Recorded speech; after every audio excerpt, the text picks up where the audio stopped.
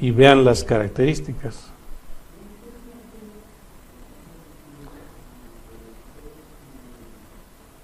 Vamos a ver, aquí está.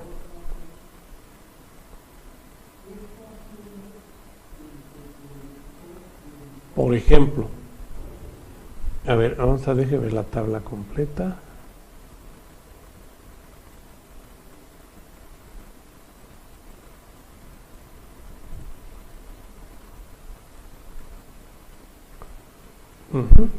Esta tabla es para el VTA 24 y el VTA 25 y 26, que es lo mismo, o sea, puedo poner cualquiera de los tres.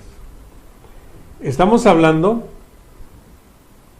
de que es un TRIAC, ¿sí?, que maneja 25 amperes de corriente, ¿sí?, RMS, obviamente, debe ser RMS, una temperatura de hasta 100 grados centígrados, ¿sí?, es una temperatura alta, ¿sí?, y una respuesta de 20 milisegundos. Esa es la característica de este TRIAC. Y bueno, hay más datos todavía, pues tendríamos que ver de uno por uno, ¿sí?, pero estas son las características de ese TRIAC, ¿sí? Lo más importante es el amperaje y el voltaje y la temperatura, la respuesta del TRIAC. Eso es lo más importante. Este es el VTA 24, 25, 26. A ver, ahora les voy a mostrar otro. El VTA 41, 600B. Este también se utiliza mucho. Es un TRIAC. Y este es de 40 amperes. Vean, 40 amperes. Y puede llegar a manejar hasta 45 amperes. Depende de su temperatura. O sea, si está a 75 grados o está a 85 grados el transistor, el TRIAC. 40 amperes, es mucha corriente. ¿Sí? Entonces, si yo tengo este TRIAC, el VTA 41A o el 41B o el AB, ¿sí?, es un TRIAC de 40 amperes. Así lo tendría que ir a comprar. Vean, hay algo muy interesante. El VTA 41 o el A o 41B es la matrícula del TRIAC. Pero luego vamos a una tienda y lo pedimos por la matrícula y no lo tienen. No lo hay, ni lo conocen siquiera, ¿sí? Entonces, si no hay yo puedo decirle al vendedor que me venda cualquier otro, no importa la matrícula, claro que sea el mismo encapsulado, eso sí, porque si no, no va a caber donde lo voy a poner, ¿sí?, pero que sea de 40 amperes, o sea, un TRIAC de 40 amperes. Entonces, seguramente va a haber muchos que no tienen la matrícula que tiene aquí, pero que manejen los 40 amperes. Eso es importante. Ajá. El amperaje. Porque si yo pongo un TRIAC de menos amperaje, pues se va a calentar y se va a dañar. Maneja hasta 800 voltios. Bueno, de hecho hay de 400, de 600, 700 y 800 voltios, dependiendo de la terminación. Aquí también es importante las letras que tiene el componente, ¿sí? Porque los de las tiendas luego son por vender, nos dicen que es lo mismo. Por ejemplo, a lo mejor voy y pido el VTA 41, así nada más, y a lo mejor el vendedor me dice, no, pues no lo tengo, pero tengo el VTA 41B, B o el BTB41. ¿Sí? O sea, el que yo necesito es el BTA41 y el que me ofrece el fabricante es el BTB41. Pues hay mucha diferencia en cuanto a funcionamiento, si se dan cuenta. ¿Sí? Inclusive mucha diferencia del 41AB. ¿Sí? O sea, algunos manejan 400 voltios, algunos manejan 600, algunos manejan 700 y hasta 800 voltios. Entonces, si yo voy a comprar mi triac, pues tengo que ver que tenga las mismas letras, que no sea diferente, porque sí va a haber diferencia en cuanto a sus características técnicas del circuito. Ajá. Y lo mismo pasa con el amperaje. 40 o 45 grados. Perdón, amperes. Si yo pido el BTA, o vamos a hacerlo al revés. Imagínense que el que yo necesito es el BTA 41. El BTB 41 es el que yo necesito, de 45 amperes. Y el vendedor me dice, es igual al BTA 41. ¿Sí? O sea, está cambiando la A por la B. Pues aunque el vendedor me diga que es el mismo, no es el mismo. Vean, el BTB, que es el original que yo necesito, es de 45 amperes y el BTA es de 40. Entonces, son 5 amperes de diferencia. Los que tienen electrónica saben que un amper pues es mucha corriente. Pues ahora 5 amperes es una gran diferencia. Una gran diferencia de amperaje. Entonces, si yo pido el BTB 41 y no lo hay, y me ofrecen el BTA, no lo acepto y mejor le digo, o búsquenme uno que tenga las mismas características. En el datasheet lo puedo encontrar. Con las matrículas puedo saber si tiene las mismas características. ¿Qué características? Pues ya se los mencioné. Voltaje, amperaje y la frecuencia de respuesta. Eso es lo que tengo que checar. Ahora, si mi triac es de menos amperaje y le pongo uno de más, o menos voltaje y le pongo uno de más, no pasa nada, al contrario, es mejor. ¿Sí? El problema es que ponga uno de menos. Ahí sí hay problema. Entonces tiene que ser exactamente el que lleva, el mismo que.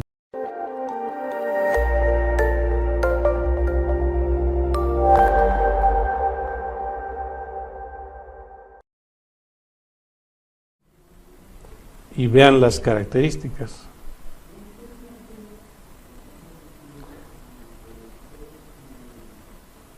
Vamos a ver, aquí está.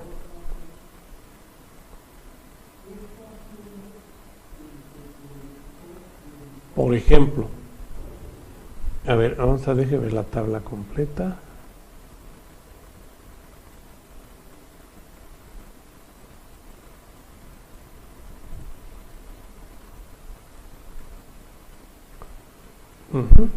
Esta tabla es para el BTA 24 y el BTA 25 y 26, que es lo mismo, o sea, puedo poner cualquiera de los tres. Estamos hablando de que es un triac, ¿sí?, que maneja 25 amperes de corriente, ¿sí?, RMS, obviamente, debe ser RMS, una temperatura de hasta 100 grados centígrados, ¿sí?, es una temperatura alta, ¿sí?, y una respuesta de 20 milisegundos. Esa es la característica de este triac. Y bueno, hay más datos todavía, pues tendríamos que ver de uno por uno, ¿sí?, pero estas son las características de ese triac, ¿sí? Lo más importante es el amperaje y el voltaje y la temperatura. la respuesta del triac. Eso es lo más importante. Este es el VTA 24, 25, 26. A ver, ahora les voy a mostrar otro. El VTA 41, 600B. Este también se utiliza mucho. Es un triac. Y este es de 40 amperes. Vean, 40 amperes. Y puede llegar a manejar hasta 45 amperes. Depende de su temperatura. O sea, si está a 75 grados o está a 85 grados el transistor, el triac. 40 amperes, es mucha corriente. ¿Sí? Entonces, si yo tengo este triac, el VTA 41A o el 41B o el AB, ¿sí? Es un triac de 40 amperes. Así lo tendría que ir a comprar. Vean, hay algo muy interesante. El VTA 41 o el A o 41B es la matrícula del triac. Pero luego vamos a una tienda y lo pedimos por la matrícula y no lo tienen. No lo hay, ni lo conocen siquiera. ¿Sí? Entonces, si no hay yo puedo decirle al vendedor que me venda cualquier otro, no importa la matrícula, claro que sea el mismo encapsulado, eso sí, porque si no, no va a caber donde lo voy a poner, ¿sí? Pero que sea de 40 amperes, o sea, un triac de 40 amperes. Entonces, seguramente va a haber muchos que no tienen la matrícula que tiene aquí, pero que manejen los 40 amperes. Eso es importante. Ajá. El amperaje. Porque si yo pongo un triac de menos amperaje, pues se va a calentar y se va a dañar. Maneja hasta 800 voltios. Bueno, de hecho hay de 400, de 600, 700 y 800 voltios, dependiendo de la terminación. Aquí también es importante las letras que tiene el componente, ¿sí? Porque los de las tiendas luego son por vender, nos dicen que es lo mismo. Por ejemplo, a lo mejor voy y pido el VTA 41, así nada más, y a lo mejor el vendedor me dice, no, pues no lo tengo, pero tengo el VTA 41B o el VTB 41, ¿sí? O sea, el que yo necesito es el VTA 41 y el que me ofrece el fabricante es el VTB 41. Pues hay mucha diferencia en cuanto a funcionamiento, si se dan cuenta, ¿sí? Inclusive mucha diferencia del 41AB, ¿sí? O sea, algunos manejan 400 voltios, algunos manejan 600, algunos manejan 700 y hasta 800 voltios. Entonces, si yo voy a comprar mi triac, pues tengo que ver que tenga las mismas letras, que no sea diferente, porque sí va a haber diferencia en cuanto a sus características técnicas del circuito. Ajá. Y lo mismo pasa con el amperaje. 40 o 45 grados. Perdón, amperes. Si yo pido el VTA, o vamos a hacerlo al revés. Imagínense que el que yo necesito es el VTA 41. El VTB 41 es el que yo necesito, de 45 amperes. Y el vendedor me dice, es igual al VTA 41. ¿Sí? O sea, está cambiando la A por la B. Pues aunque el vendedor me diga que es el mismo, no es el mismo. Vean, el VTB, que es el original que yo necesito, es de 45 amperes y el VTA es de 40. Entonces, son 5 amperes de diferencia. Los que tienen electrónica saben que 1 amper pues es mucha corriente. Pues ahora 5 amperes es una gran diferencia.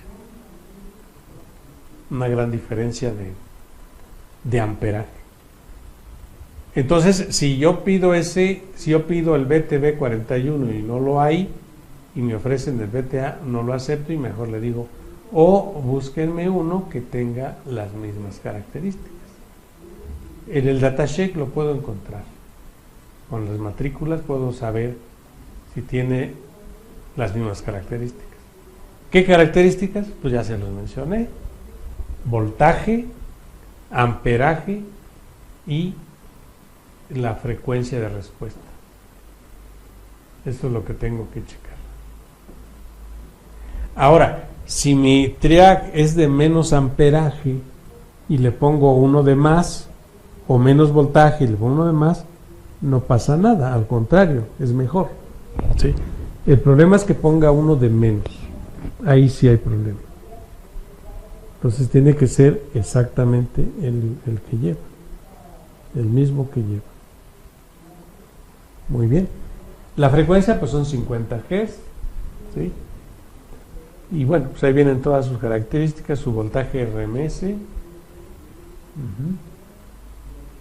700 y bueno, los hay desde 400, 600, 700, 800, dependiendo de la terminación que maneje. Los grados a la que se calienta.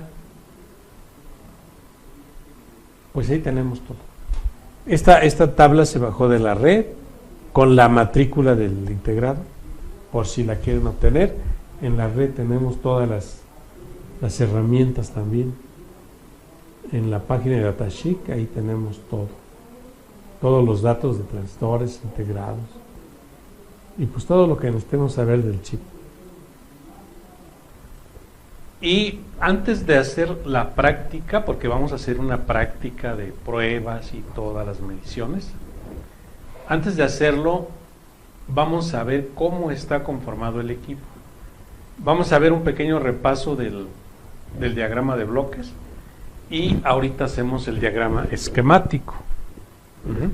Bueno, entonces tenemos, esto ya lo habíamos dicho, lo vamos a hacer más rápido. Tenemos la entrada de la corriente, neutro y fase en los tornillos L1, L2. Ya habíamos platicado que la fase es la que tenemos como color negro, la del black, y la que entra directamente es el neutro. El equipo cuenta con un motor Flower, una resistencia y una tarjeta que es la que están alimentados directamente a través del cable neutro, sin necesidad de pasar por algún interruptor, ¿sí? Y la línea, la fase se va a un triac, que como vimos puede ser de 25 o de 40 amperes de corriente, dependiendo del equipo.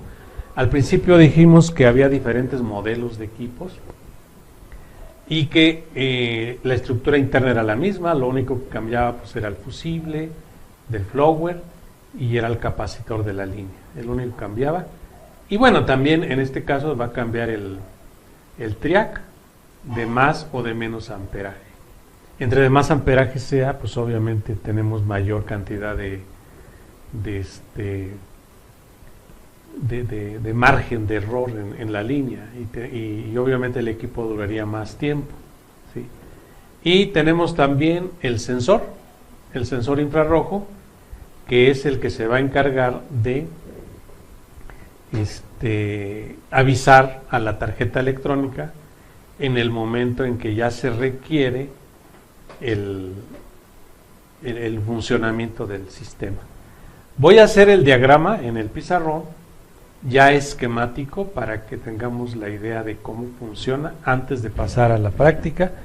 Va a ser importante que entendamos el diagrama esquemático porque pues gracias a eso podemos nosotros entender la función, cómo trabaja el equipo y obviamente la reparación del mismo. Entonces vamos a pasar al pizarrón.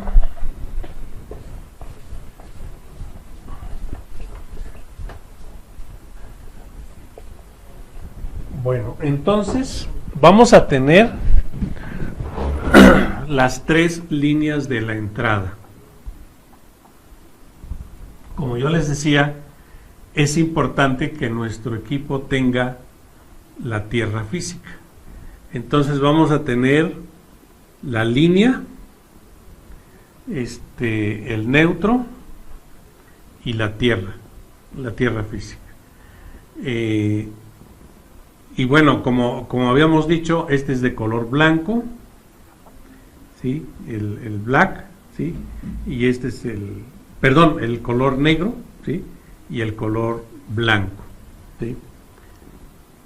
Está al revés. En la línea es el color negro, ¿sí? Entonces aquí sería la B y aquí sería el blanco en el neutro. Bueno, el equipo tiene una resistencia, la voy a poner aquí. Tiene una resistencia, ¿sí? Esta resistencia lleva un fusible térmico, y lleva un bipolar, bimetálico. Entonces, esta línea la vamos a poner directamente ahí, así. O sea que la línea de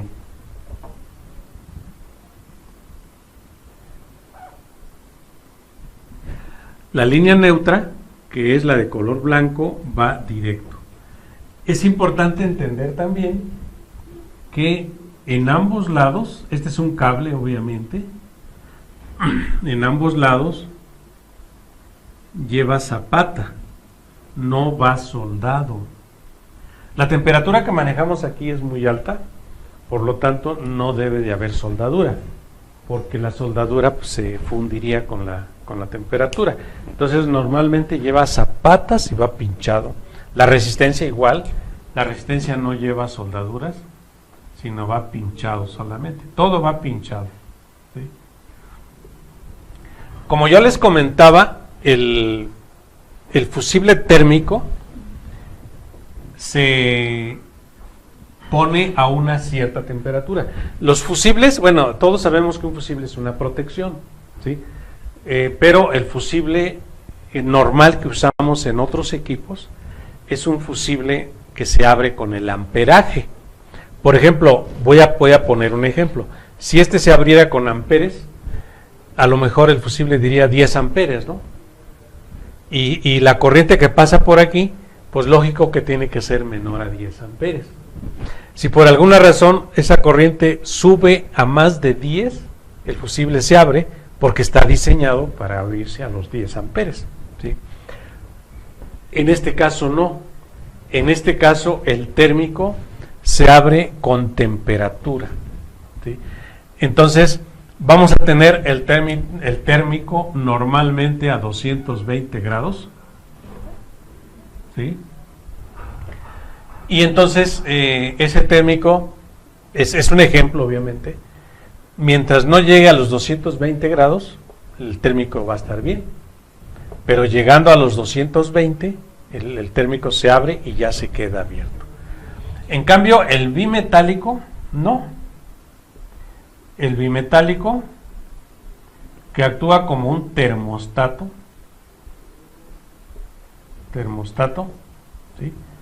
Ese se abre a cierta temperatura, pero cuando se enfría se vuelve a cerrar, ¿sí? Entonces es una protección también. ¿Y por qué doble protección? Porque estamos hablando de temperatura. La temperatura es muy peligrosa. O sea, si no tuviéramos protecciones y la resistencia se sigue calentando y llega a temperaturas muy altas, puede provocar un problema grave, un incendio, hasta un incendio puede provocar. Entonces se le ponen protecciones para evitar que pase eso precisamente. Entonces a cierta temperatura los componentes tienden a abrirse, y si uno no se abre, pues por eso está el otro en serie, ¿verdad? Están en serie. O sea, si el bimetálico se le pasa y no se abre porque ya está fallando, o porque está sulfatado y no se alcanzó a abrir, el bimetálico no son más que dos laminitas, ¿sí? Lo vamos a ver ahora que veamos la parte física. Son dos láminas que están cerradas siempre. O sea, si yo mido aquí me daría continuidad. Y cuando alcanza una temperatura que está dado por el bimetálico, las laminitas se separan y abre el circuito. Pero cuando se enfría, las laminitas se vuelven a juntar y vuelve a funcionar, ¿sí? Cosa que no pasa con el fusible térmico. El fusible térmico se abre y ya no se vuelve a cerrar, ya se tendría que cambiar, ¿sí? En cambio la resistencia no. La resistencia, como comentario, hay dos tipos de resistencias que se manejan en los secadores de mano. Puede ser de 10 ohms o de 15 ohms. Entonces ese es el promedio. Entonces, por ejemplo, si esta resistencia fuera de 15 ohms, pues los 15 ohms van a estar siempre. Es una resistencia de alta temperatura. Entonces cuando la corriente pasa por la resistencia me va a generar calor, o sea, se va a calentar demasiado, se va a calentar. Y bueno, por este lado vamos a tener el triac. Este es el famoso triac. El triac va la otra terminal, que es la línea, o sea, la fase, ¿sí? Esta terminal de fase va a entrar directamente aquí al triac, ¿sí? Pero el triac va a estar abierto. A ver, vamos a ver cómo lo voy a hacer al revés para que lo podamos hacer. El triac no es más que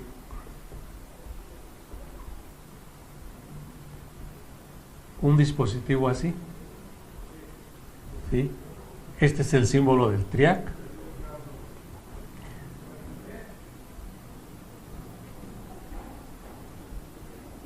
Y tiene una terminal que se conoce como gate, ¿sí?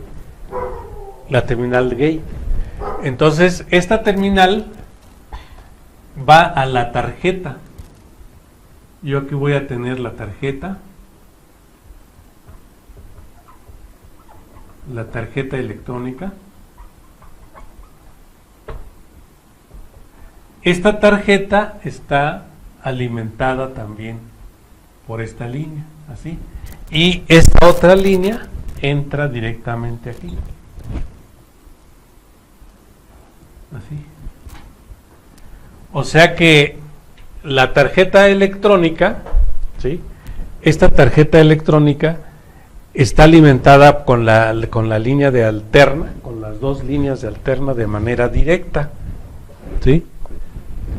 De manera directa, o sea que esta siempre va a estar funcionando. Inclusive tiene un LED que va a estar prendido, ¿sí? De manera permanente. Aunque vamos a ver más adelante que hay equipos que no traen el LED, no lo traen, ¿sí? Entonces, si no lo traen, pues obviamente pues no hay forma de monitorear, ¿sí? Y vamos a tener también un motor. Aquí está el motor, o lo voy a poner de este lado, ¿sí? Este motor está unido aquí. Están unidos aquí. Y finalmente esta otra línea va directo, ¿sí? Y aquí es donde puede llevar también otro fusible. Este fusible es opcional. Opcional, ¿sí? Lo mismo que un capacitor que puede llevar aquí. Este capacitor también es opcional. Esta es la tierra física, la tierra física. Este es el cable verde. Ajá. Ok, entonces, ¿cómo funciona esto? Ah, bueno, nos falta una pieza. Nos falta el LED que está alimentado de aquí.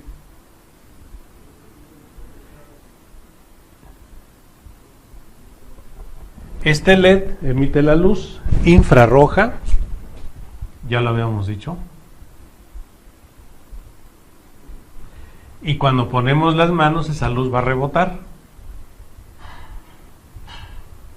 O sea, aquí estaría el objeto, vamos a decirlo así, donde rebota la luz. Si no hay objeto, pues la luz se sigue y obviamente nunca rebota. Nunca rebota. Esta es una luz infrarroja. Aquí se supone que ya va de rebote, aquí está rebotando.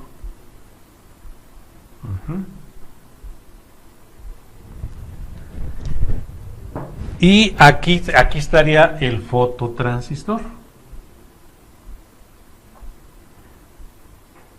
que avisa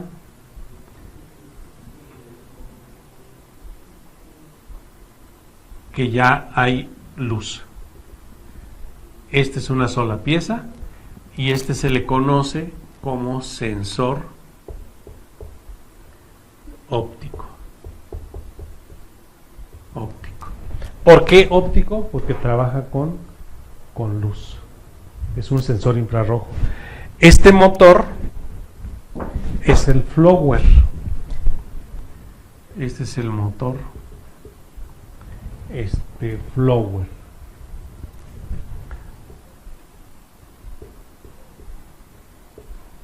Yo les decía que estos motores son muy es con B. Blower. Les decía que estos motores se utilizan muchísimo en la práctica y se utilizan para mandar aire a presión.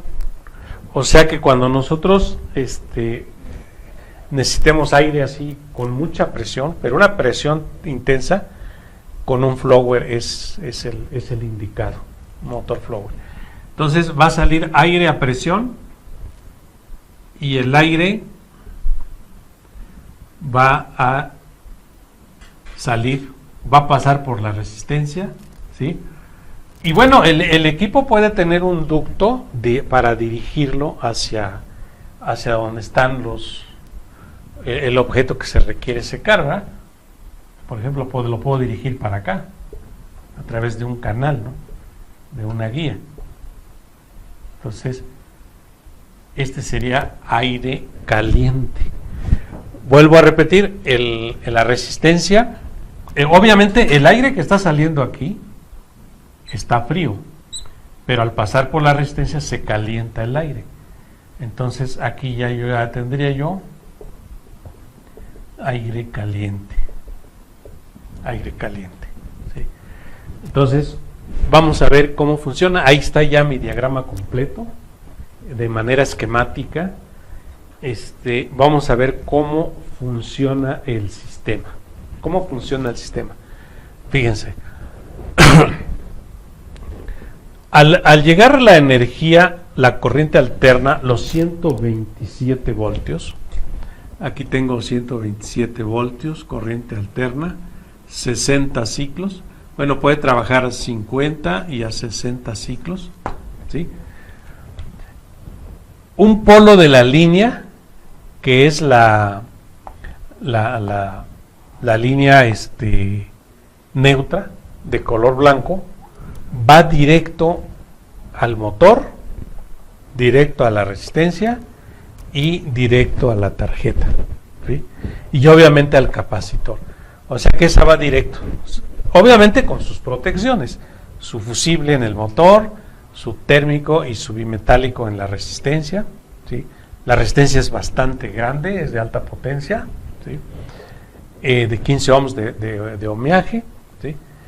Pero la otra línea no llega directo al motor ni a la resistencia, si no estarían funcionando permanentemente, ¿verdad?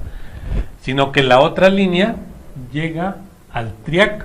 Este es el triac. Este triac o es de 25 o es de 40 amperes. O sea, hay de los dos dependiendo del equipo. Estamos hablando de un triac de muy alta corriente. Físicamente es grande, lleva su disipador de calor, lleva una mica para que no pegue el cuerpo del triac con el disipador de calor. Se calienta mucho, se daña incluso mucho, se llega a poner en corto muy comúnmente, ¿sí? Entonces, el voltaje, que es la fase, la L, la línea, llega al triac, pero a la vez llega a la tarjeta, ¿sí? A la terminal 1 y 2, ¿sí? ¿Por qué le llega a la tarjeta? Porque la tarjeta necesita estar alimentada para poder trabajar, para poder funcionar. Esa tarjeta internamente tiene una fuente de poder, ¿sí? Que alimenta a los circuitos de la tarjeta. La tarjeta lleva circuitos integrados que manejan 5 voltios, 12 voltios, lleva un LED, lleva un control de ajuste aquí, ¿sí? Que ajusta el tiempo de funcionamiento, ¿sí? Y obviamente como tarjeta electrónica lleva un circuito procesador, una memoria, donde viene el programa, el firmware de la tarjeta, ¿sí? O sea que es toda una pequeña tarjeta lógica, tarjeta que está programada, y de hecho esta tarjeta, cuando se llega a desprogramar o llega a tener una falla electrónica, pues ya se tiene que cambiar toda la parte de control, ¿sí? Aunque vimos que también lo platicamos, que hay partes que se pueden cambiar. De hecho lo vamos a ver, ahorita lo vamos a comentar otra vez. Ok, entonces por eso tiene que estar alimentada de manera permanente. O sea que desde que se conecta, ¿sí? Ya está funcionando la tarjeta. Obviamente el equipo no trabaja.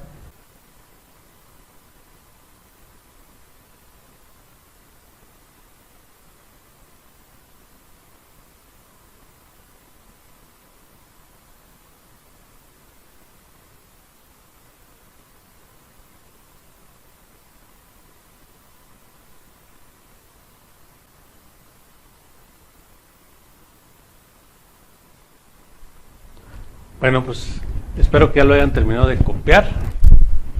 A ver, entonces estábamos diciendo que la alimentación va directamente a la tarjeta, ¿sí? Para que la tarjeta se alimente. Pero la resistencia y el motor, el blower no están trabajando todavía, porque el voltaje llega al triac, pero el triac está apagado y por lo tanto no hay salida de voltaje, ¿sí? Bueno, cuando alguien llega y pone las manos aquí, abajo del sensor, como lo vimos en el video, ¿sí? La luz rebota, el fototransistor recibe la luz y le avisa a la tarjeta que ya debe de funcionar el motor y la resistencia. O sea, la resistencia ya debe recibir sus 127 voltios para que se caliente y el motor para que gire y aviente el aire. ¿Y cómo lo hace? Pues internamente hay un programa que les comentaba que está en una memoria, ¿sí? Hay un firmware donde ese programa está diseñado para que cuando reciba esta luz mande por esta terminal, ¿sí? Un pulso para que el triac prenda, y este pulso va a durar un tiempo X. O sea, aquí inicia el pulso, sube y aquí termina, ¿sí? Y aquí queda otra vez apagado. Está en on y off. ¿Cuánto tiempo va a durar este voltaje? Porque es un voltaje, ¿sí? Eso lo va a determinar este ajuste. Este es un ajuste, ¿sí? Ahorita lo vemos en la tarjeta. Este es el ajuste. A ver, lo voy a poner más acá. Ajuste. Este ajuste puede estar para 25 segundos, para 30 y un máximo de 40 segundos. O sea, si es que está al máximo, pues son 40 segundos. Se dice, el manual, de hecho el manual lo dice, ahorita le damos un vistazo al manual. El manual dice que con el aire que sale, con la presión de aire que tenemos y el calor intenso de la resistencia, en menos de 18 segundos, ¿sí?, aproximadamente entre 15 a 18, las manos ya se secaron. Entonces, yo le puedo poner 25, por ejemplo, ¿sí?, y si a los 18 segundos ya se secaron, el usuario se retira y se va, ¿sí?, pero el equipo va a seguir funcionando 7 segundos más y luego ya se va a parar, ¿sí? Y yo les hacía el comentario en la clase pasada, que el ajuste se podría hacer, o sea, si este equipo está en un lugar, en una empresa, por ejemplo, y en esa empresa hay técnicos de mantenimiento, pues el técnico de mantenimiento tiene que ir, por ejemplo, en épocas de calor, ¿sí?, disminuir el tiempo al mínimo, y nos ahorraría bastante, porque la corriente que maneja el equipo y los watts son altos, entonces el consumo es alto. Entonces, si yo le reduzco el tiempo a 25, por ejemplo, pues eso es mucho tiempo lo que disminuye en cuanto al consumo, ¿sí? ¿Por qué? En tiempos de calor pues, se secan más rápido las manos, ¿verdad? Y tal vez en tiempos de frío aumentarle el tiempo a 30 o 35 o hasta 40 segundos, según el caso, ¿sí? Entonces depende de la zona donde esté. Para eso sirve este ajuste, para determinar los tiempos de funcionamiento del equipo, ¿sí? Pero bueno, entonces en caso de que el equipo esté ajustado, por ejemplo, a 25 segundos, pues ese es el tiempo que duraría el pulso, 25 segundos. Entonces durante 25 segundos el TRIAC conduce, se vuelve un alambre, de hecho se vuelve un conductor, ¿sí?, y pasan los 127 voltios al motor y a la resistencia y funciona, ¿sí? Y 25 segundos después la tarjeta deja de mandar el pulso, se apaga el TRIAC, o sea, por el gate es donde se está prendiendo y apagando el TRIAC, ¿sí? Se apaga el TRIAC y ya este voltaje se interrumpe y ya se apaga automáticamente todo, ¿sí? Así es como funciona. Si la persona que se está secando las manos las está moviendo, pues obviamente se está reiniciando el tiempo, ¿va? ¿Sí?, en cada movimiento. Cada vez que se mueve, pues es un pulso diferente. Ok, entonces así trabaja el equipo. No es muy complicado, principalmente tomando en cuenta las fallas que hemos encontrado y que son las más comunes. ¿Cuáles son las fallas más comunes? Por ejemplo, que falle el TRIAC. El TRIAC, como número 1, el TRIAC, ¿sí? Vamos a decir, como número 1, el TRIAC, falla muchísimo. Entonces nosotros, si nos vamos a dedicar a reparar esto, pues hay que hacer un pedido de muchos TRIACs, ¿sí?, de preferencia de 40 amperes, para que duren más. Aunque el equipo lleve de 20, puedo ponerlo de 40, no hay problema, ¿sí? Más bien 25, ¿no? Si lleva de 25, lo puedo poner a 40, duraría más tiempo, o sea, de más amperaje, para que dure más. Y máxime si el TRIAC no es el original. O sea, a veces no encontramos el TRIAC original y nos venden un equivalente, entonces aunque nos digan que es de 25 amperes, puede ser de menos, ¿no? Entonces mejor lo ponemos de 40 para que dure más. Entonces va soldado, sí va soldado a la placa y va atornillado. O sea que físicamente el TRIAC es así, como un transistor de potencia de los televisores. Así, lleva 3 patitas. Entonces aquí se atornilla. Esta placa es metálica, la de aparte de atrás. Se pone una mica para que no pegue con el disipador de calor, ¿sí?, y lleva su tornillito, ¿sí? Entonces esta es la forma física del TRIAC, como un transistor de potencia. Este lo venden, ¿sí? Es un poquito caro porque es de alto amperaje, obviamente, sí es caro, ¿sí? Entonces, y el TRIAC es el que más se daña. Normalmente se abre y ya no funciona, queda abierto, ¿sí? Lo medimos y por todos lados ya no marca nada. Muy bien, entonces ese es el TRIAC. La falla número 1. ¿Cuál es otra falla? Otra falla que podemos encontrar, el sensor óptico. Este es el número 2. O sea, el 2 de las posibles causas que falla el equipo. ¿Qué le pasa al sensor? Ya lo platicábamos. Por la humedad se sulfatan las terminales aquí, ¿sí?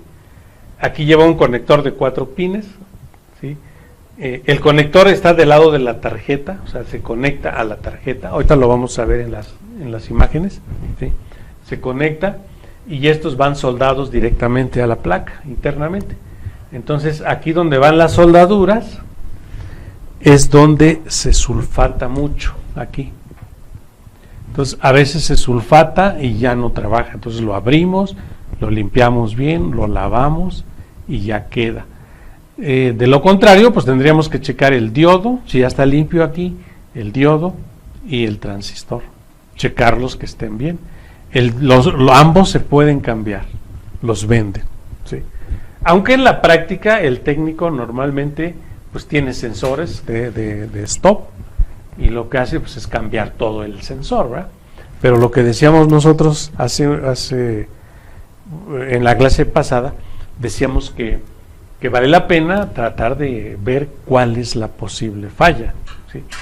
Porque pues si está sulfatado nada más lo limpio bien, lo lavo con alcohol isopropílico y funciona otra vez, sin necesidad de cambiarlo.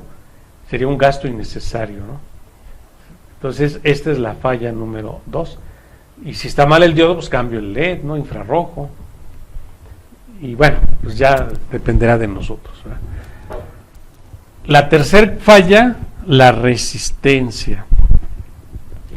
Estas 3 piezas están en un solo módulo. Es un módulo, ¿sí? Se ve el módulo, la resistencia, el térmico y el bimetálico. De hecho, en el diagrama aparece la pura resistencia, en el diagrama bloques. Ahí no viene el térmico ni el bimetálico, pero así viene, es una sola pieza. La venden así completa. Pero volvemos a lo mismo. Si yo tengo un secador, falla número 3. Si yo tengo un secador que sí trabaja, pero el aire sale frío, ¿sí? Sale frío el aire, pues lo más seguro es que la resistencia esté mal. No puede ser el TRIAC porque el TRIAC es el mismo del motor. Incluso yo les decía que la terminal 3 y la terminal 4, ¿sí? Es lo mismo porque están unidos, vean cómo están unidos, es una sola línea. Entonces da lo mismo que ponga yo la resistencia en la 3 a que la ponga en la 4, o el motor en la 4 que la ponga en la 3. Es lo mismo, porque es la misma línea. ¿Sí? Es la misma línea. Entonces, si el motor funciona, sería ilógico que el TRIAC estuviera dañado, ¿no? O sea, que me dijeran, no, pues el aire no sale frío porque la resistencia no prende porque el TRIAC está dañado. Eso es ilógico, porque si está funcionando el motor, quiere decir que el TRIAC está bueno, ¿sí? Entonces, ¿por qué no calienta? Pues porque puede estar dañado el fusible térmico, o puede estar dañado el bimetálico, o incluso la resistencia, ¿sí? Y yo les comentaba que la falla más común es el fusible, el térmico.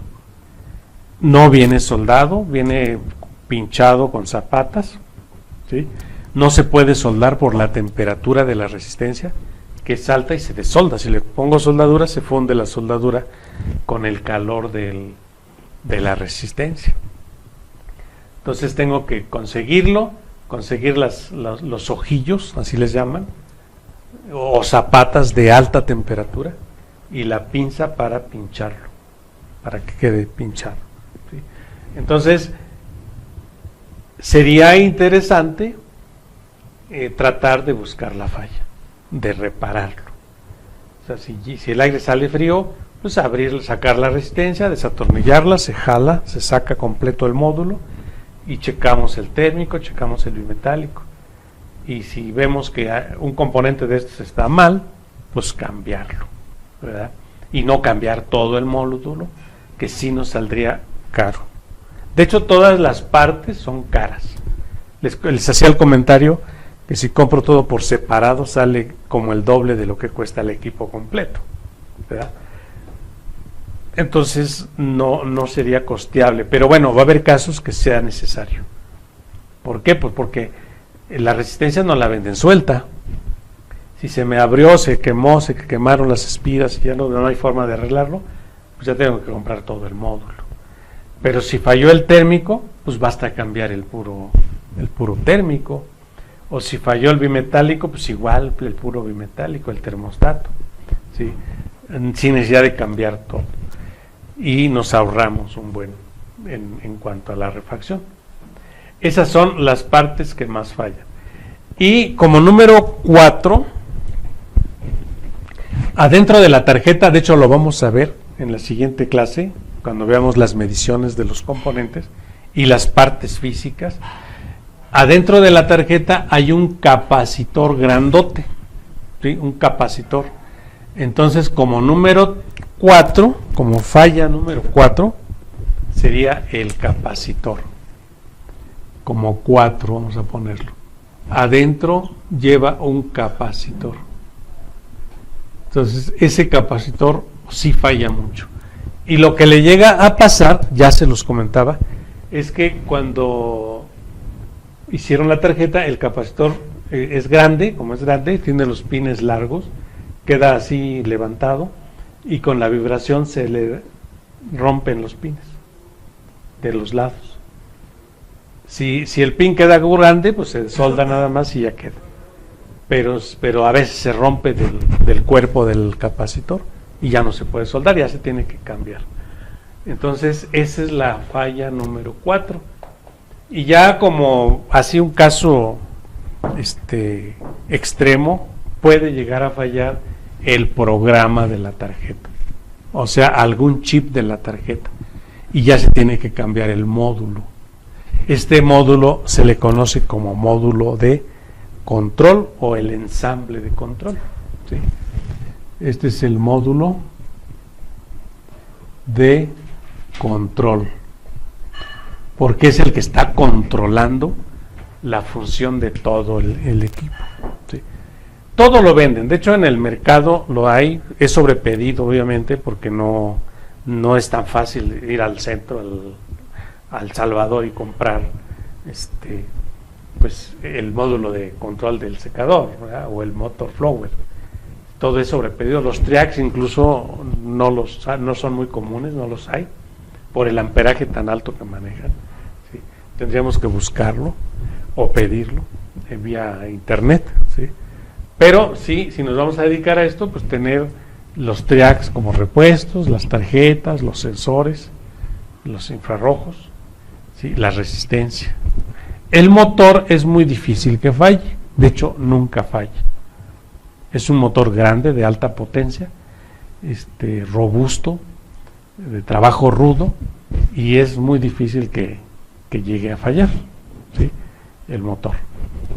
Entonces, así como están numerados, es como hemos encontrado en varios equipos que hemos reparado, hemos encontrado que de esa manera es como falla, ¿sí? Entonces, como número 1 el triac, casi siempre que ya no prende es el triac, el que está mal, ¿sí? Entonces ya lo quitamos, lo probamos, si está mal lo cambiamos. Entonces saldría muy económico si es el triac. De hecho es lo que más falla y no sale tan caro. Y claro, de las partes que falla, lo más barato pues es el fusible térmico. Este es el más barato. Es lo que más económico encontramos en las tiendas. Bueno, entonces esa es la manera como trabaja el equipo. Tenemos nuestro diagrama y vamos a echarle un vistazo a como lo vimos ahorita. Vamos a echarle un vistazo a los componentes. Miren, este es el motor Flower. Ahí lo estamos viendo de frente, ¿sí? Las conexiones están por el otro lado. El blower, esta salida que tiene es la salida del aire, por aquí sale el aire, ¿sí? Cuando gira, por los cortes que tiene el rotor adentro, hace que aviente aire a presión aquí, ¿sí? Con una presión bastante grande. Yo les platicaba que este motor se utiliza en varias áreas, en áreas donde se requiere aire a gran presión, ¿sí? Ahí se utiliza muchísimo el flower. Bueno, dejen ver, de hecho debo de tener, acá hay una imagen, ahí está la parte de atrás del motor, ¿sí? Por aquí lleva unas zapatas, donde, de hecho aquí se ve que está zafada la zapata, lleva un fusible aquí, ¿sí? Y las zapatas que están conectadas, no están soldados, nada más están a presión, son zapatas de seguridad, llevan un segurito para que no se zafen. Que está aquí es el carbón para hacer contacto con el rotor, ¿sí? Y aquí ya le falta otro carbón. Eso sí, en la práctica lo que sí hemos encontrado es que los carbones se desgastan, pero solamente se cambian y ya, se cambia el carbón. Aquí de hecho aquí se le retiró un carbón porque ya se le iba a cambiar, ¿sí? Aquí debe de llevar una parte igual a esta. Esta es una guía como una canaleta de metal y adentro está metido el carbón, adentro. Entonces los carbones sí llegan a fallar mucho y ya el motor ya deja de trabajar. Ajá. Aquí hay otra imagen físicamente del motor, creo que es la misma. Es la misma, es esta. Ahí está, visto de perfil. Y bueno, aquí comprobamos en esta imagen lo que les comentaba. ¿Por qué está aquí muy oxidado? Está oxidado aquí. Imagínense, esta cubierta es metálica, es de metal, ¿sí? Es de metal. Entonces el metal se oxidó, ¿sí? Por la humedad, porque hay mucha humedad aquí. Entonces imagínense si el metal se oxidó a este grado, ¿qué le pasará a los componentes, a la tarjeta del circuito impreso o a las soldaduras del conector del infrarrojo? Entonces una falla también muy común es que se sulfaten y deje de funcionar el circuito porque estén sulfatadas las terminales. Entonces sacamos la tarjeta, la lavamos bien, a pesar de que está sellada, sí llega a pasar que se sulfata. Y bueno, aquí está la prueba. Aquí se alcanza a ver en la parte de abajo, se alcanza a ver el carbón que está haciendo contacto con el rotor. Ahí lleva dos, uno en cada lado, porque son dos líneas de alimentación. Ok. Bueno, eso es lo que respecta al motor. Esta imagen, obviamente está abierto aquí el circuito. El tubito que lleva aquí, en el centro, que está de frente, es por donde sale el aire a presión, ¿sí? Y abajo se ve un cuadrito con una mica transparente. Ese es el sensor. Ese es el sensor. Inclusive se alcanza a ver algo rojito ahí. Ese es el infrarrojo. Ese es el infrarrojo. Ahí está destapado el equipo, insisto. Y también se alcanza a ver en el fondo, se alcanza a ver todo lo sulfatado que está por la humedad. Por la humedad. O sea que estos equipos fallan mucho por eso. Y cada cierto tiempo se tienen que estar lavando, se les tiene que estar dando mantenimiento, ¿sí? Para que funcionen bien, ¿sí? Ya instalado queda así queda, ya instalado, con sus 4 tornillos. Aquí se le ve, bueno, voy a ver si hay otra imagen que se vea mejor, esta está muy desenfocada. Ahí está. Ahí se ve el módulo donde está la tarjeta. De hecho, ahí se alcanza a ver todo lo que ya les platiqué. Del lado izquierdo se ve a un lado del LED, está el LED, hay un tornillote grande, que es el que la está fijando con el disipador de calor. Del lado izquierdo se ve un conector que viene del frente. Ahí alcanzo a ver 3 cables, un blanco, un rojo y un verde, pero de hecho son 4 cables, hay uno que no se ve. Ese viene siendo el de, ahí está, el del sensor. El del sensor. 2 cables corresponden al LED y 2 cables corresponden al transistor. ¿Sí? Y luego, así a la derecha, en la parte superior, están las 4 terminales con zapatas, no va soldado, que es la 1, 3, 4, 2, que ya les platicaba.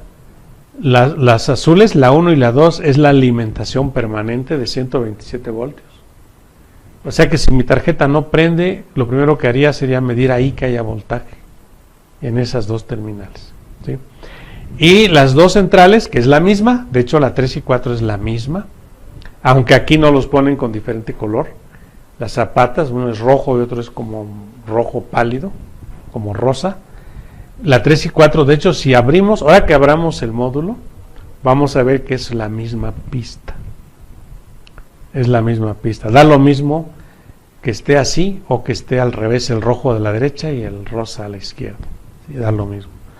Si se acuerdan, uno de esos conectores es el motor, el blower, y la otra es la resistencia. ¿Sí? Bueno, entonces ese es el módulo de la... Ahí se ve lo blanquito, aquí se aprecia bien, perfectamente bien. Es el control del ajuste, que ya les decía. Me faltó mencionarles que ese control también falla. Entonces sería la falla número 5, la resistencia, el ajuste. Es una resistencia de carbón, es un potenciómetro de carbón, y al igual que todas las resistencias variables de carbón, se ensucian, se desgasta la pista, les sufre muchos daños, a veces se abren también. Entonces ese también se tiene que cambiar. Toda esa cajita es el módulo de control. Adentro está la tarjeta electrónica. Del lado derecho, siguiendo así en ese orden, vemos el transistor. Ese negrito es el transistor. ¿Sí? El triac, más que transistor, es el triac. ¿Sí? Así lo conocemos como el triac. Lo amarillo del fondo, que está un poquito chueco, es la mica que evita que pegue el transistor con el disipador de calor. Es importante, siempre hay que poner, siempre que cambiemos el transistor, el triac, es necesario que lleve su mica. Eso siempre va a ser necesario. Si no la ponemos, va a hacer contacto con la tierra y vamos a provocar una falla. Entonces siempre lleva su mica, su tornillito para atornillarlo. ¿Sí? Y les decía que ese triac es de alto amperaje, por lo tanto, pues lo tenemos que comprar apropiado a lo que pida el equipo. Normalmente nos basamos en la matrícula, ¿sí? O sea, vemos la matrícula y la pedimos con la matrícula. Y solamente que no lo hubiera con esa matrícula, entonces ya buscamos un equivalente y ahí ya es donde entra lo que es de cuántos amperes es y de cuántos voltios. Porque si yo voy a una tienda y digo, pues deme un triac fulano, pero si no lo hay, pues deme cualquiera de 40 amperes, ¿verdad? Que tenga el mismo encapsulado, obviamente. Y no hay problema, podemos poner cualquier otro de otra matrícula, pero que sea de 40 amperes. Porque es el amperaje que maneja. Y también el voltaje. ¿Sí? el voltaje que maneja. Y bueno, ahí se ve el cable blanco, el negro. Ya habíamos hablado de los colores de los cables. Los negros son la fase, es la línea, y los blancos es la tierra, ¿sí? O el neutro, como le llaman en electricidad. En electricidad le llaman neutro y fase. Nosotros en electrónica le llamamos voltaje y tierra, ¿no? Y en la parte de abajo está la tierra física, es ese cable verde que se ve, ¿sí? Y bueno, lo demás ya lo explicamos, ya hablamos de las perforaciones, de cómo se fija en la pared, etcétera, etcétera. Muy bien, entonces todo este módulo lo venden. Todo el módulo, la cajita negra que tenemos ahí, que es la parte electrónica, lo venden, pero pues obviamente antes de cambiarlo, sí es necesario que pues lo revisemos a ver qué tiene, ¿no? Porque puede ser solo el capacitor que está dentro, un capacitor grande que esté desoldado, puede ser que tengamos el control mal, el potenciómetro, el triac mal, el triac está soldado adentro de la placa, o sea que el triac es parte de la placa también, que no esté sulfatada la placa, la lavamos bien, ¿sí? O sea, y hacemos todo y agotamos todos los recursos antes de comprarla, porque pues obviamente el modulito completo sí va a estar caro, y si podemos repararlo, pues qué mejor. Muy bien, y esta es la parte contraria, ¿sí? Ya lo habíamos dicho, donde llega la línea de alimentación. Cuando compramos un secador nuevo, no trae su cable de línea, viene así. Entonces nosotros tenemos que saber cómo colocarlo y cómo instalarlo, cómo conectarlo, ¿sí? Entonces le ponemos la entrada de línea ahí donde dice NL, que es neutro y línea, y su tierra física donde va el verde. Importante también que lleve su tierra física, como ya lo habíamos platicado en la otra ocasión, ¿sí? Y el cuadrito que vemos del lado derecho, pues es la resistencia. El cambiar la resistencia es lo más fácil que hay.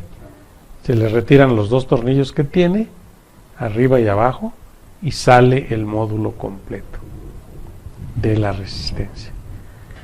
Bueno, pues eso es lo que implica. A ver, dejen ver qué más podemos ver de aquí, antes de pasar al siguiente punto. Y bueno, pues ya habíamos hablado de las características del MOSFET, ¿sí? Las características del secador, los tipos, los colores que hay, el tamaño, cómo funciona. Vimos los videos de cómo trabaja la luz infrarroja. Vimos que cuando está instalado, a ver, les voy a mostrar otras imágenes diferentes. No se debe de tener a la vista los cables de corriente, no deben de estar expuestos, porque estamos hablando de que el equipo está en un lugar donde hay agua, donde hay humedad, ¿verdad? Entonces, si dejamos cables ahí y tenemos alguna línea abierta o un cable pelón, pues obviamente se va puede sufrir una descarga por la humedad, ¿verdad?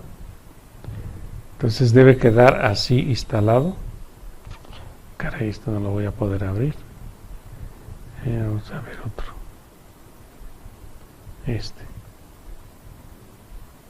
Así debe de quedar instalado. Sin ningún cable a la vista. Sin ningún cable a la vista. Va atornillado por dentro. La tapa lleva 2 tornillos al lado. Sí, son tornillos Torx de seguridad. ¿Sí? Ahí está instalado. Bueno, ahí esa imagen salió mal, pero ahí está instalado sin. A ver, ¿cuál era? Sin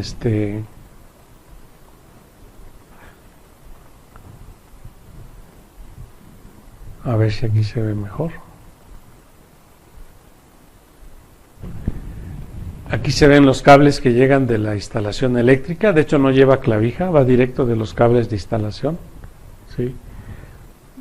Ya queda conectado, queda atornillado los 4 puntos de los lados. ¿Sí? Y así funciona. Ya nada más se le pone su tapa y ya queda perfectamente instalado. Aquí hay otra imagen de lado, cómo quedó instalado con sus 4 tornillos. No sé si alcancen a ver, así como está de forma vertical, el sensor está para abajo y está también en la salida del aire para abajo. Y se alcanza a ver la perforación del lado derecho, el central, donde se atornilla la tapa. Del otro lado también tiene otra guía donde se atornilla la cubierta. La cubierta es metálica, ¿sí? No hay riesgo de nada. Y bueno, pues por eso lleva su tierra física.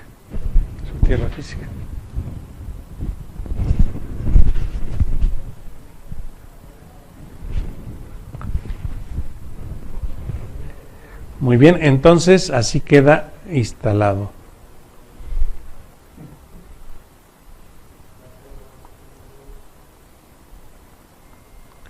Muy bien.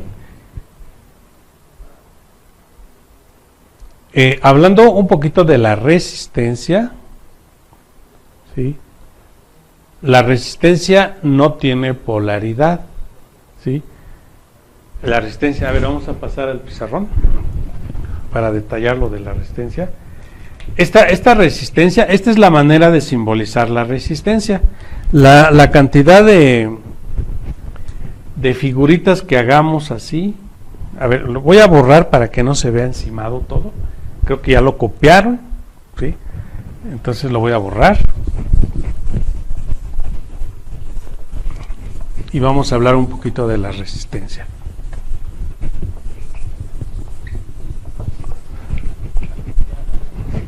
Las resistencias se utilizan muchísimo en la práctica, muchísimo.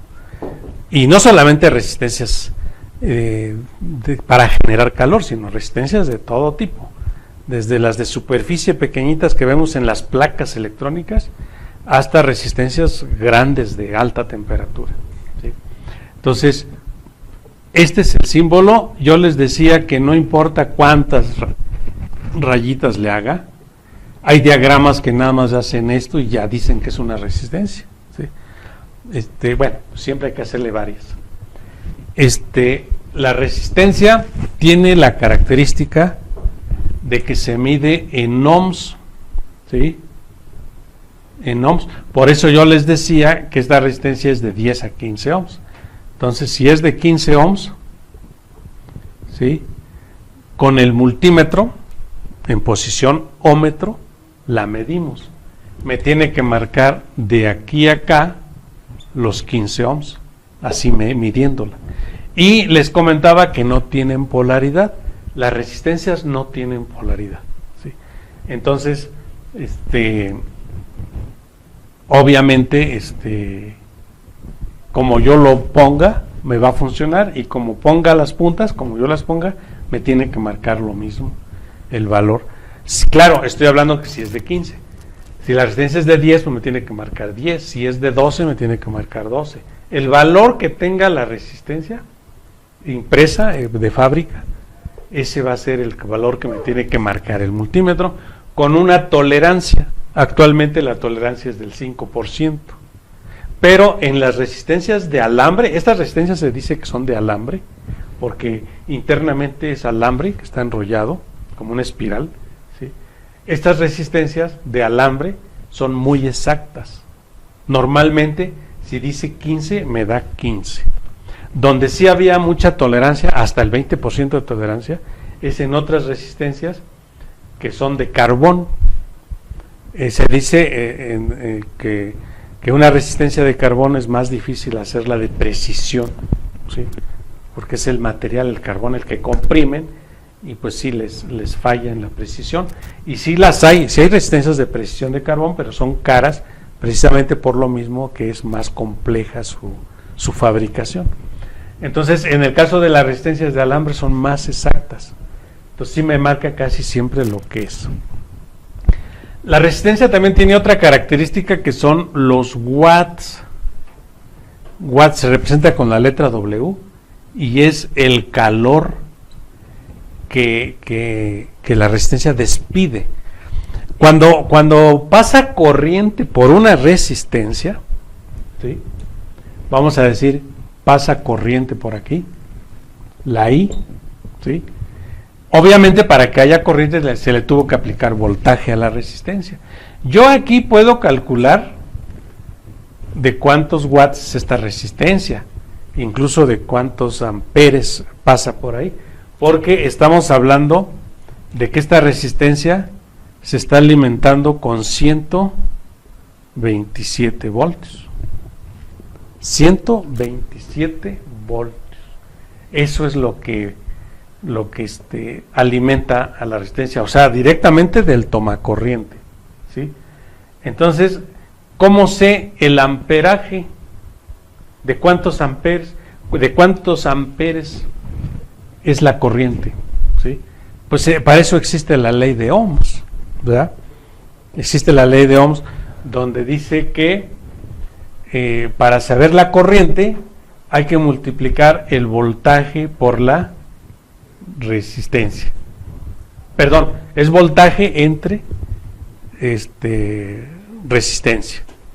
Entonces hacemos un cálculo con la calculadora. ¿Cuánto sería?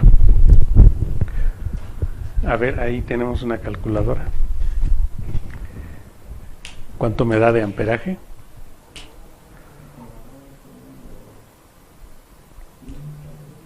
¿127 entre 15?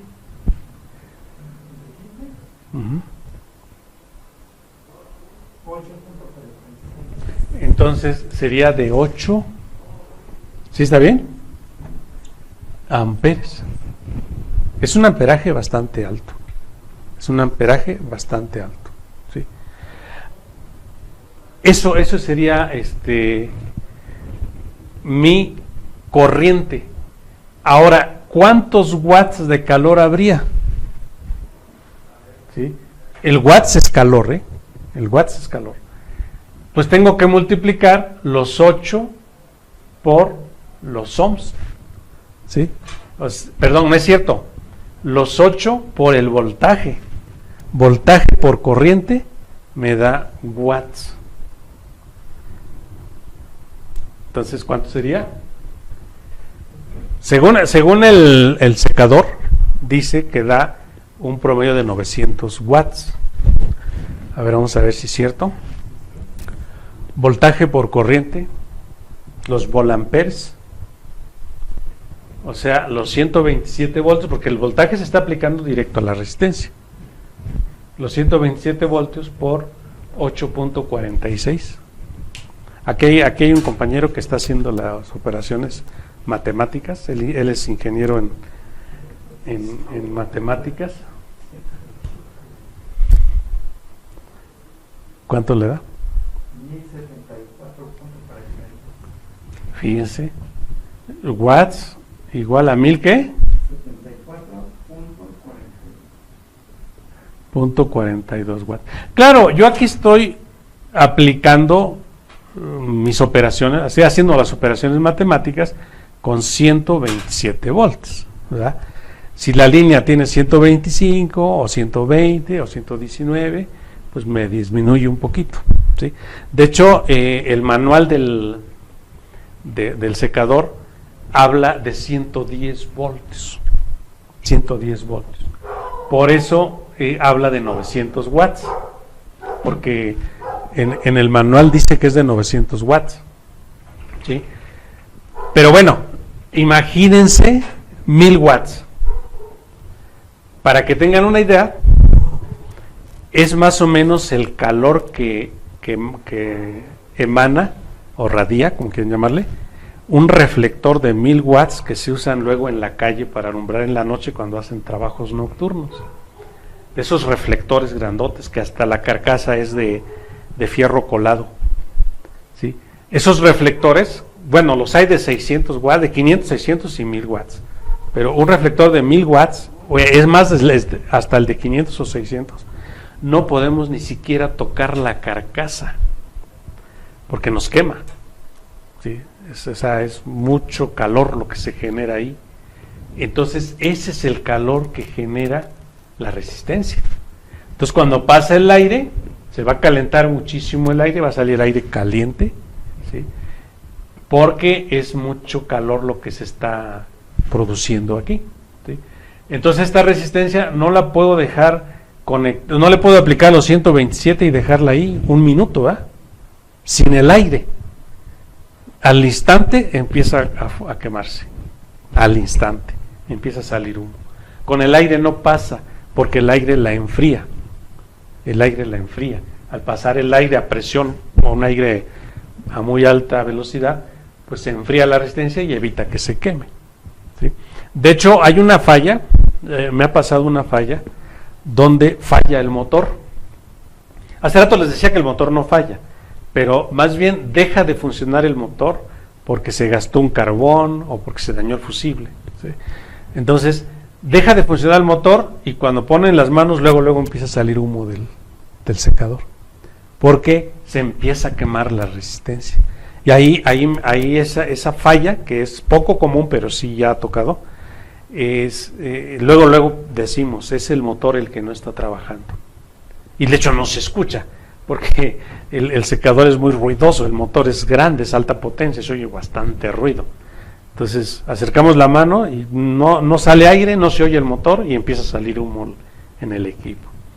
Entonces ahí el triac está bueno, la tarjeta electrónica está buena porque el triac se está disparando, hay alimentación porque se está quemando la resistencia está buena, ¿sí? Y lo único que falta es el aire para enfriar la resistencia y que salga el aire caliente, ¿verdad? Entonces, a grandes rasgos, así trabaja la resistencia, ¿sí? Gracias a la ley de Ohms podemos nosotros saber de cuántos amperes es la resistencia, y bueno, más bien, de cuántos amperes pasan por la resistencia, ¿sí? Cuando le llegan los 127 voltios, por el valor de la resistencia. Si la resistencia es de menos ohms, pues disminuye el wattaje, ¿sí? Disminuye el wattaje, obviamente, ¿sí? Y lo mismo pasa si disminuye el voltaje también, ¿sí? También es de menos watts. Pero si estamos hablando de un promedio de 900 watts. Así lo dice el manual, un promedio de 900 watts. El watts es el calor, el watts es trabajo, ¿sí? La potencia de la resistencia. Entonces, en el cálculo que hicimos, salió 1074.42 watts, con una resistencia de 15 ohms, un voltaje de 127 volts, ¿sí? Un amperaje de 8.46 amperes. Entonces, el motor también me consume amperaje alto. Y el motor y la resistencia están en paralelo. Vean lo interesante. Aquí tengo la resistencia y aquí tengo el motor. Si la resistencia solita ya maneja 8.46 amperes y el motor es de alta potencia, una velocidad tremenda, un aire a presión bastante alto, pues igual es de amperes de potencia. Entonces se van a sumar el amperaje del motor más el amperaje de la resistencia y toda esa corriente va a pasar por el triac. Por eso el triac tiene que ser de amperaje alto, ¿sí? Como veíamos en la teoría, hay secadores de manos que el triac es de 25 amperes, ¿sí? Y secadores más grandes de mayor potencia y obviamente de más duración, donde es de 40 amperes, depende de la matrícula del triac. Entonces, por esa razón, el triac debe de soportar ese amperaje. Claro, si el triac es de 25 amperes, no quiere decir que pasen 25, ¿verdad? Pasan mucho menos. ¿Sí? Hay una teoría que dice que los componentes electrónicos no hay que trabajarlos al más del 40%. ¿Sí? Entonces va a ser menor el amperaje. Y estos, los 25, es cuando ya el triac se daña. Si hay alguna falla o algo que rebase ese amperaje, pues ya se daña el triac. Entonces, por eso los triacs los encontramos dañados muy comúnmente.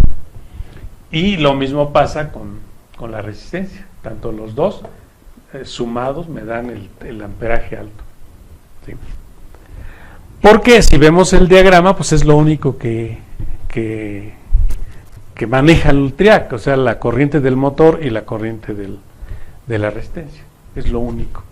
Entonces, ambos no deben de llegar a este nivel de amperaje para que no se dañe el triac. El triac también se va a calentar, entonces lleva su disipador de calor hacia la placa para que no se caliente. Si yo tengo un triac de 40 amperes, es muy difícil que se dañe por el amperaje, ¿sí? Porque pues difícilmente vamos a llegar a 40 amperes. 40 amperes es mucha corriente, pero se puede dañar por otras cosas, no solamente por el amperaje. Se puede dañar por una mala disipación de calor, se calienta mucho y se daña, o también se puede dañar por un exceso de voltaje, una descarga en la línea de 127 volts. Entonces el triac tiene características como amperes, como voltaje y watts de potencia, o grados también. Se maneja mucho, ya en los semiconductores se manejan mucho los grados centígrados de potencia, de calor, ¿sí? Y en las resistencias se maneja mucho el watt. Pero van de la mano. El watt y los grados centígrados es algo muy parecido. Bueno, pues creo que con eso terminamos la teoría de funcionamiento, ya tenemos el diagrama, nos falta lo práctico. En la siguiente clase vamos a hablar de ya 100% práctico de todas las pruebas. Como comentario, pues es importante entender todo esto. Si nos vamos a dedicar a la reparación de secadores, es muy buen